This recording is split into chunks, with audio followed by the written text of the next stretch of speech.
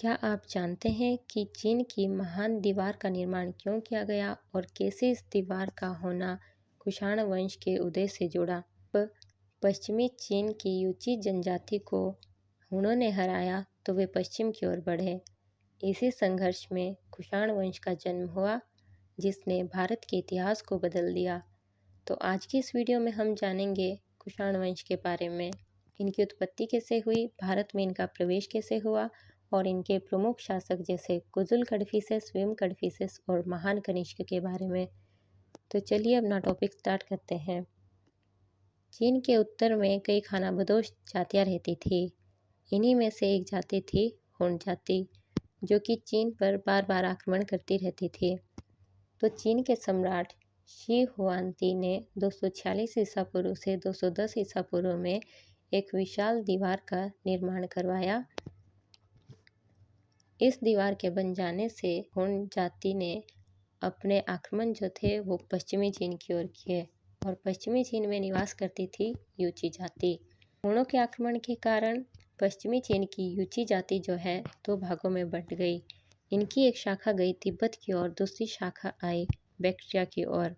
Bactria उत्तरी अफगानिस्तान में है और बैक्ट्रिया से इसका विभाजन 5 शाखाओं में हुआ, जिनमें से एक शाखा थी कुइशुआंग, जिन्हें हम कुषाण के नाम से जानते हैं।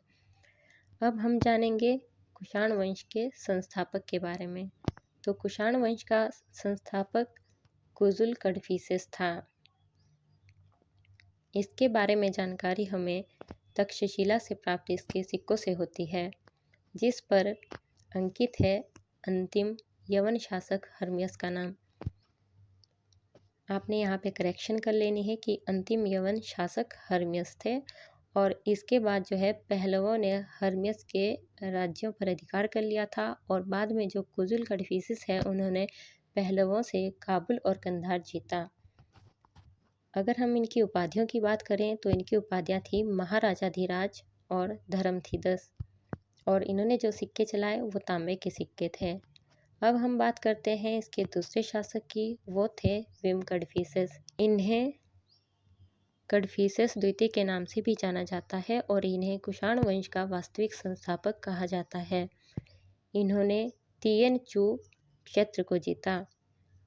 तियेन चू का अर्थ है सिंधु नदी द्वारा सिंचित क्षेत्र। विम कड़फिसेस ने सोने और तांबे के सिक्के जारी किए और उस पर उनकी उपाधि महाराजाधिराज, सर्वलोकेश्वर और महेश्वर अंकित है। और इन्होंने शिव और नंदी की आकृति वाले सिक्के भी चलाए, जो कि इनके शिव मतानुयायी होने का प्रमाण है। इसके अतिरिक्त इनके सिक्के पंजाब और मथुरा के क्षेत्र से भी मिलते हैं, जिससे पता चलता है कि इन्होंने पंजाब और मथुरा तक शासन किया था। कड़फिसेस ही कुषाण वंश के वे शासक थे जिन्होंने सर्वप्रथम सोने के सिक्के जारी किए थे। अब हम बात करते हैं कुषाण वंश के सबसे महान शासक कनिष्क के बारे में। इनकी उपाधियाँ थी देवपुत्र और शाहनुशाही। इनकी राजधानियाँ पुरुषपुर और मथुरा थी और इन्होंने महायान बौद्ध धर्म को अपनाया था। इन्होंने 2 नगरों का निर्माण किया था, एक था कनिष्कपुर जो कि कश्मीर में और दूसरा था सिरकप जो कि तक्षशिला में है। तो कनिष्क का राज्यारोहण 78 ईस्वी में किया गया और इसे शक संवत के नाम से भी जाना जाता है। भारत का राष्ट्रीय कैलेंडर शक संवत पर ही आधारित है। कनिष्क के विषय में जानकारी हमें रेवतक अभिलेख जो कि अफगानिस्तान से मिला है, सारनाथ अभिलेख, मणिक्याल अभिलेख और सुई विहार अभिलेख से प्राप्त होती है।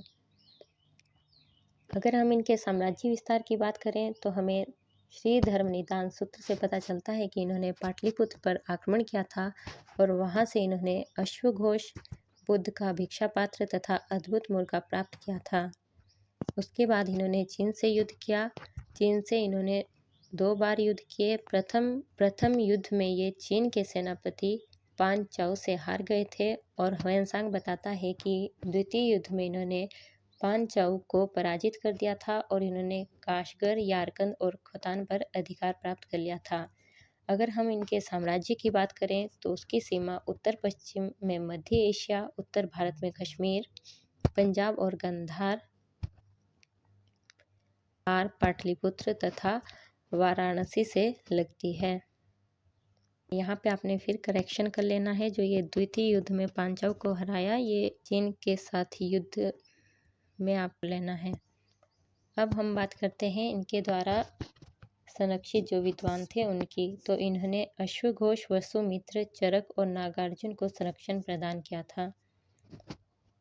अगर हम धर्म की बात करें तो इन्होंने बौद्ध धर्म की महायान शाखा को अपनाया और बौद्ध विद्वानों को इन्होंने संरक्षण दिया, जिसमें अश्वघोष, वसुमित्र और नागार्जुन प्रमुख थे। कुंडलवन कश्मीर में इन्होंने चतुर्थ बौद्ध संगीति का आयोजन करवाया था, जिसके अध्यक्ष वसुमित्र थे, उपाध्यक्ष अश्वघोष थे। और इसी चतुर्थ बौद्ध संगीति में जो बौद्ध धर्म था उसका हीनयान और महायान में बंटवारा हो गया था। अगर हम सांस्कृतिक विकास की बात करें तो इनके समय में गांधार और मथुरा मूर्तिकला का विकास हुआ, जिसके अंतर्गत महात्मा बुद्ध की अनेक मूर्तियां बनाई गई। और रोम और चीन के बीच इसने मध्यस्थ की भूमिका निभाई। जो ये सिल्क रूट था, क्योंकि यह स्थल मार्ग से ही होता था, तो इसने इस पर भी अपना नियंत्रण स्थापित किया था। तो इन्होंने भी सोने और तांबे के अनेक सिक्के चलाए थे, मुद्राएं बनाई थी, जिसपे बौद्ध की मूर्तियां, यूनानी और हिंदू देवी देवताओं की मूर्तियों का भी अंकन किया गया है। कनिष्क के बाद कुषाण वंश में हुविष्क और कनिष्क द्वितीय तथा वासुदेव प्रथम शासक बने।